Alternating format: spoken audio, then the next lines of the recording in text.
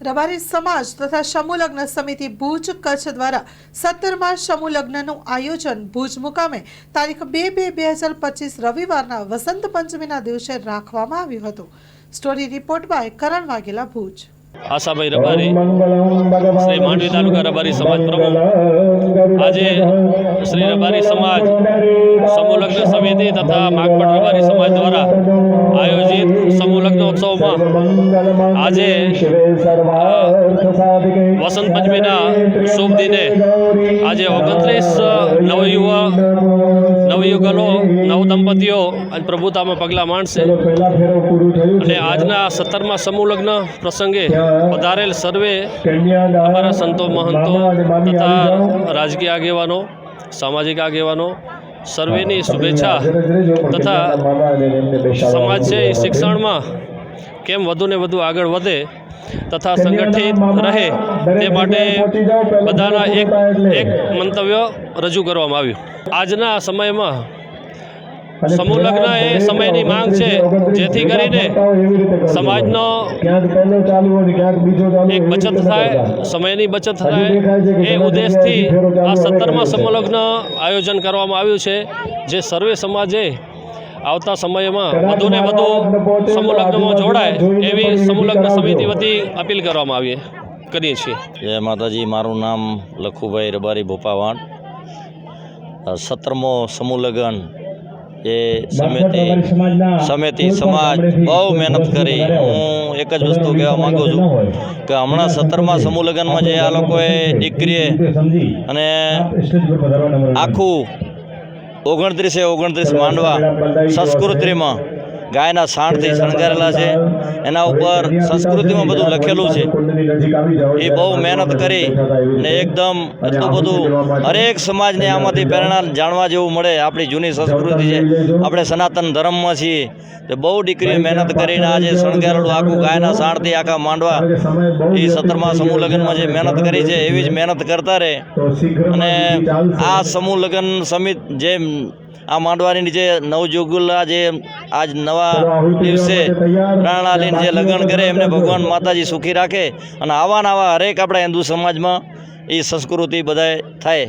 આજે ભુજ શહેરની પશ્ચિમે દંતેશ્વર મહાદેવના પવિત્ર પટાંગણમાં રબારી સમાજ દ્વારા 17મા સમૂહ લગ્નનું આયોજન કરવામાં આવ્યું છે, જેમાં રબારી સમાજના પ્રમુખશ્રી તેમજ સમૂહ લગ્ન સમિતિ દ્વારા કોઈ પણ આવનાર વરકન્યાના જે જાનૈયાઓ આવતા હોય, માંડવામાંથી આવતા હોય, તેઓને કોઈ તકલીફ ન પડે એના માટે સુંદર અને સુઘડ વ્યવસ્થા રાખવામાં આવેલ છે। અને આ આયોજન છેલ્લા 17 વર્ષથી કરવામાં આવે છે।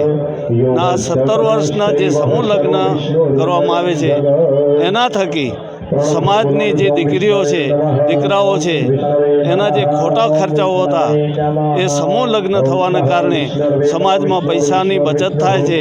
જે બચતમાંથી રબારી સમાજના આગેવાનો અને જે સમિતિ છે એ શિક્ષણ ઉપર વજન દઈ શિક્ષણ ઉપર પૂરેપૂરું ધ્યાન આપી શકીએ અને શિક્ષણનો વ્યાપ વધે અને દીકરા દીકરીઓ ભણી ગણી આગળ વધે, નોકરી કરે, સારો ધંધો કરે, સારા વ્યવસાયમાં જોડાય, એના માટે આ સમાજ હંમેશા પ્રયત્ન કરતી આવી છે।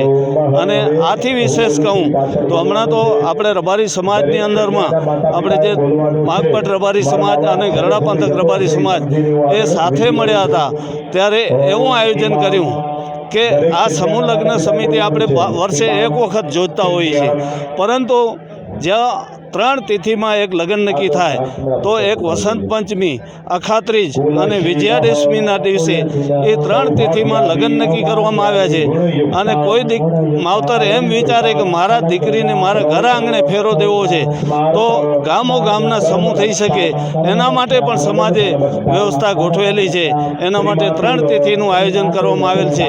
અને દરેક હું મારા સમાજને એક વિનંતી કરું છું કે તમે આ અગાઉ પણ અમે વિનંતી કરી કરી છે અને આજે જ્યારે આ બહોળી સંખ્યામાં અહીંયા ઉપસ્થિત છો ત્યારે હું એ વિનંતી કરું છું કે તમે આ 3 તિથિનો જે સમાજના આગેવાનોએ નક્કી કરેલ છે એ 3 તિથિમાં તમે અમલ કરો અને સમૂહ લગ્નમાં વધારેમાં વધારે લોકો જોડાઓ તો આપણો સમાજની પ્રગતિ થશે.